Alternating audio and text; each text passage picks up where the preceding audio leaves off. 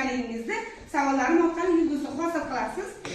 Buning uchun biz 3 guruhga bo'linib olamiz. 3 guruhimiz qo'noqlar, epchillar, chaqqonlar qilamiz. Qani qaysi guruh g'olib bo'lar ekan? Savollarda yulduzni kim o'zini oyna atrofiga ko'proq yig'sa, o'sha guruh g'olib bo'ladi. Tayyormisiz? Savol beraman, javob berasiz.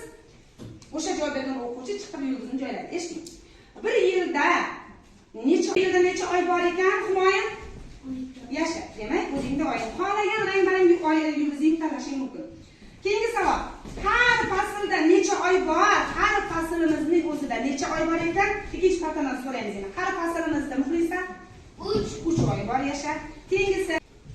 Bu yana birinchi qatorga beramiz savol. Qish faslidan keyin yoz keladi. Shalola? Bahor keladi. Yasha chiqdi. 3-guruhimizda esa 3 ta yuz ko'rib turibsiz. Birinchi o'rin qo'noqlar, ikkinchi o'rin esa chaqqonlar ekan. Tabriklab qo'yamiz.